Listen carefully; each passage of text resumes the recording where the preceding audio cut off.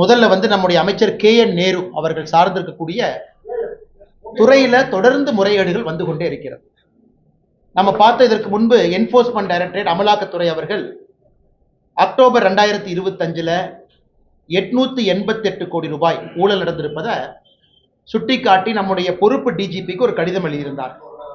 அமலாக்கத்துறையை பொறுத்தவரை அந்த கடிதத்துல குறிப்பிட்ட 150 நபர்கள் பின் பாயிண்ட் பண்ணி கொடுத்திருந்தாங்க. வாட்ஸ்அப் சாட்டு, எப்படி பணம் மாறி இருக்கு, குறிப்பா நேரு அவர்களுடைய அமைச்சர் இருக்கக்கூடிய துறையில இன்ஜினியர் அபிஷியல்ஸ் அவர்களுக்கு அந்த பரீட்சைக்கு 25 லட்சத்திலிருந்து 35 லட்சம் ரூபாய் வாங்கியிருந்து ஏற்கனவே பத்திரிகையாளர் சந்திப்புல பேசியிருக்கோம். நான் டீட்டெயிலா போக விரும்பலீங்கன்னா அது உங்களுக்கு தெரியும். அது சம்பந்தமாக இதுவரை ஒரு வழக்கு கூட காவல்துறை பதிவு செய்யவில்லை. இது முதல். இரண்டாவது, மறுபடியும் நம்முடைய அமலாக்கத்துறை தமிழகத்தினுடைய பொறுப்பு டிஜிபி அவர்களுக்கு மறுபடியும் ஒரு கடிதம் எழுதியிருக்கிறாங்க. டிசம்பர் 3 கடிதம் எழுதியிருக்கிறாங்க.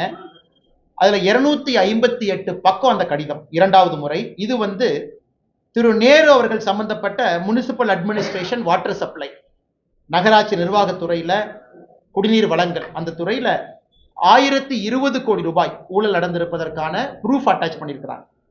இது குறிப்பாக நகராட்சி நிர்வாகம் மற்றும் குடிநீர் வழங்கல் துறையில அங்கே பொறுப்பேற்கக்கூடிய கான்ட்ராக்டர்ஸ், அரசனுடைய கான்ட்ராக்ட் கிடைக்கக்கூடிய கான்ட்ராக்டர்ஸ் எப்படி பிரைப், லஞ்ச பணமாக 7.5% 10% கான்ட்ராக்ட் வேல்யூவை நேரு அவர்களுக்கும் குடும்பத்தை சார்ந்தவர்களுக்கும் கொடுக்க வேண்டும் என்பதை ஒரு டோசியரா நம்முடைய பொறுப்பு டிஜிபி கொடுத்திருக்கிறாங்க.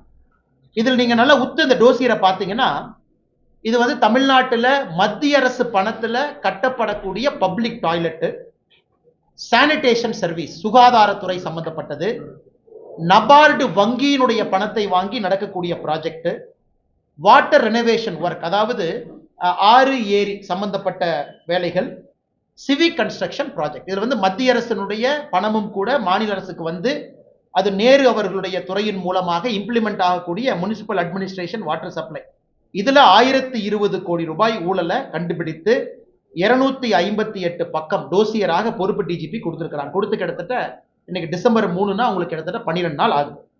அதுல குறிப்பாக இடி அவர்கள் மறுபடியும் வாட்ஸ்அப் சாட் எப்படி பணத்தை வாங்கியிருக்கிறாங்க, ஹவாலா டிரான்சாக்ஷன், துபாய்க்கு வந்து ஹவாலா மூலமாக ஓவர்சீஸுக்கு அனுப்பி இருக்கக்கூடிய ப்ரூஃப், அது எல்லாம் கூட கொடுத்திருக்கிறாங்க. இதுல ரொம்ப அதிர்ச்சிகரமான விஷயம் என்னன்னா, இது அதிர்ச்சி தான், ஆனா ஆச்சரியம் இல்லை. நிறைய வாட்ஸ்அப் சாட்ல பார்ட்டி ஃபண்ட் மென்ஷன் பண்ணியிருக்கிறாங்க. பார்ட்டி ஃபண்ட் டிஎம்கேன்னு இருக்கு. அதையும் கூட அமலாக்கத்துறை அந்த 258 பேஜ் டோசியர்ல அதையும் கூட ஹைலைட் பண்ணியிருக்கிறாங்க. பார்ட்டி ஃபண்ட் அப்படின்னு அவங்க பண்ணி பிரைபை கலெக்ட் பண்ணியிருக்கிறாங்க. 7.5% 10% கான்ட்ராக்டர்ஸ். இது நேரு அவர்கள் சாதாரணமா பத்திரிகை நண்பர்கள் கேட்கும் பொழுது சாதாரணமா கடந்து போயிட்டாங்க. அதாவது இதுல ஒன்றும் உண்மை இல்லை, இது வந்து அரசியல் பழிவாங்கும் நடவடிக்கை, நான் இதன் மீது கோர்ட்ல பாத்துக்கிறேன், அங்க பாத்துக்கிறேன்.